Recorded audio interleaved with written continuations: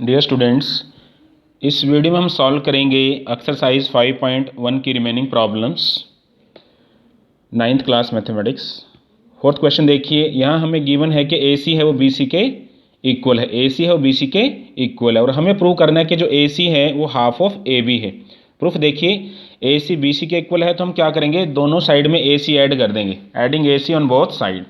A C plus A C क्या हो जाएगा, 2ac, और BC में अगर आप AC ऐड करेंगे तो ये AB के इक्वल आ जाएगा, और AC किसके इक्वल आएगा, ये 2 इधर डिवाइड कर देगा राइट हैंड साइड को, AB का हाफ हो जाएगा। इसका मतलब क्या है, AC is equals to half of AB। इस तरह से आप इस रिजल्ट को प्रूव कर सकते हैं। ठीक है, फिफ्थ क्वेश्चन की स्टेटमेंट देखिए बेटा बुक से। क्वेश्चन नंबर 4 में फिगर में देखिए, point C is called a midpoint of line segment AB। Okay, तो we have to prove that every line segment has one and only one midpoint. हमें prove करना है कि किसी भी लाइन सेगमेंट का केवल और केवल एक ही मिड पॉइंट होता है। ठीक है, तो हम इसके विपरीत है वह एज्यूम करके चलते हैं। If possible let us assume that a line segment A B has 2 mid points. Figure में देखिए, मान लेते हैं यहाँ पे ए बी के 2 मिड पॉइंट है C और D। अगर C A B का मिड पॉइंट होगा तो AC क्या हो जाएगा, AC हाफ ऑफ AB, क्योंकि C अगर मिड पॉइंट है तो ये AB का हाफ हो जाएगा, हाफ ऑफ AB।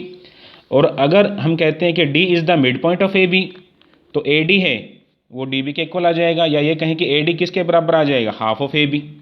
अब देखिए, राइट हैंड साइड दोनों बराबर हैं तो left hand side must be equal to each other, तो AC है वो AD के इक्वल आ जाएगा। देखिए बेटा, यहाँ पे AC है वो AD के इक्वल आ जाएगा।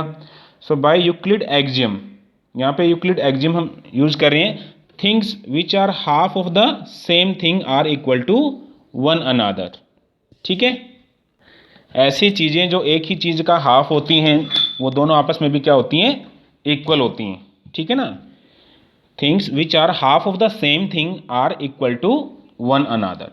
ठीक है, और ये रिजल्ट कब पॉसिबल होगा, जब C और D है वो कंसाइड करेंगे, मतलब C और D पॉइंट है वो 2 पॉइंट नहीं है, C और D पॉइंट एक ही पॉइंट है। इससे प्रूव होता है कि किसी भी लाइन सेगमेंट का केवल और केवल एक ही मिड पॉइंट होता है। ठीक है, इसलिए क्या करते हैं, जो हमारी अजम्पशन है कि C और D हमने 2 मिड पॉइंट माने हैं, वो अजम्पशन क्या है, गलत है। And hence A line segment has one and only one mid point. ठीक है बेटे, सिक्स्थ क्वेश्चन में एज पर द स्टेटमेंट जो गिवन है, जो प्रूव करना है वो देखिए, ये फिगर है हमारे पास। गिवन है कि AC है वो BD के इक्वल है, और हमें प्रूव करना है कि जो AB है वो CD के इक्वल है। ठीक है, प्रूफ देखिए, AC BD के इक्वल है, ये गिवन है हमें। ठीक है, तो हम क्या करेंगे, BC को दोनों साइड में सब्ट्रैक्ट कर देंगे, subtracting BC on both sides. तो क्या हो जाएगा, लेफ्ट हैंड साइड में AC माइनस BC है, क्या हो जाएगा, AC माइनस BC। AC में से आप BC माइनस करेंगे तो AB बच जाएगा, AB किसके इक्वल आ जाएगा, BD माइनस BC। BD में से आप BC माइनस करोगे तो क्या बच जाएगा, CD बच जाएगा बेटे, तो AB है वो CD के इक्वल आ जाएगा। तो यहाँ पे हम रिजल्ट लगा रहे हैं यूक्लिड एक्जियम नंबर 3rd, और जो 3rd एक्जियम है वो कौन सा है कि if equals are subtracted from equals the remainders are also equal. अगर आप इक्वल में से इक्वल को सब्ट्रैक्ट करते हैं तो जो रिमाइंडर आते हैं बेटा वो भी आपस में क्या होते हैं, इक्वल होते हैं। ठीक है ना, इस तरह से हम जो यूक्लिड के एक्जियम हैं या कुछ एक जगह जो पोस्टुलेट्स हैं उनको अप्लाई कर सकते हैं। ओके, 7th क्वेश्चन का सॉल्यूशन देखिए, as per the statement axiom जो 5 है यूक्लिड के, in the list of Euclid axioms considered a universal truth. इसको यूनिवर्सल ट्रूथ है वो कंसीडर किया जाता है क्योंकि हर जगह अप्लाई होता है, because we know that whole is always greater than its part. अब यूनिवर्स में कहीं भी देखिए जो होल वैल्यू होती है वो हमेशा उसके पार्ट से ज़्यादा होती है। ठीक है, एक्सरसाइज 5.2 का टॉपिक है equivalent version of Euclid 5th postulate. First question में ये बताया गया है कि how would you rewrite Euclid 5th postulate so that it would be easier to understand. 5th postulate को हम कैसे लिखें कि इसको और अच्छे से ईजिली है वो समझा जा सके। तो आपको पता है ये हमारे पास फिगर रहेगी कि 2 हमारे पास स्ट्रेट लाइन है और एक लाइन उसको अलग से इंटरसेक्ट करती है। मान के चलिए अगर ये ट्रांसवर्सल है, 1 और 2 इंटीरियर एंगल्स हैं, तो उसके अकॉर्डिंग हम देखते हैं कि अगर 1 और 2 का जो सम है एंगल्स का, अगर वो 180 डिग्री से कम होता है जिस साइड में, उसी साइड में ये जो लाइन्स है वो इंटरसेक्ट करती हैं।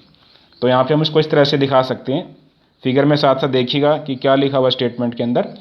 If A line P intersects two lines L and M such that angle 1 plus angle 2 is less than 180 degree, then lines L and M will meet at point O as shown in the figure above।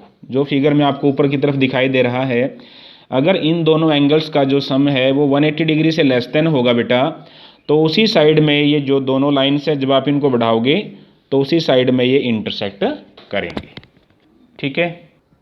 Second question देखिए, does Euclid fifth postulate imply the existence of parallel lines. Explain करके बताना है हमें। इसमें बेटा ये पूछा हुआ है कि पैरेलल लाइंस के एग्जिस्टेंस में क्या यूक्लिड जो फिफ्थ पोस्टुलेट है उसकी एप्लीकेशन है, वो कहीं काम आता है। तो सॉल्यूशन रहेगा yes, Euclid fifth postulate is important to express parallel lines. Euclid का जो फिफ्थ पोस्टुलेट है ये काफ़ी इंपॉर्टेंट है जब हम पैरेलल लाइंस को स्टडी करते हैं। Two lines will never meet if they are not according to Euclid fifth postulate. ये बताया गया कि जो दो लाइन है वो कभी एक दूसरे को नहीं काटती, वो कभी नहीं मिलती अगर वो यूक्लिड के फिफ्थ पोस्टुलेट के अकॉर्डिंग नहीं होती। ओके, तो बेटे आज आप अच्छे से जो फिफ्थ चैप्टर की टर्म्स हैं, डेफिनेशंस हैं, एक्सियम्स हैं, पोस्टुलेट्स हैं, ठीक है ना, और जो डिफरेंट टर्म्स हैं विद फिगर, आप इसको अच्छे से समझिएगा और अपनी जो फेयर नोटबुक है उसको कंप्लीट कीजिएगा। ठीक है, थैंक यू सो मच।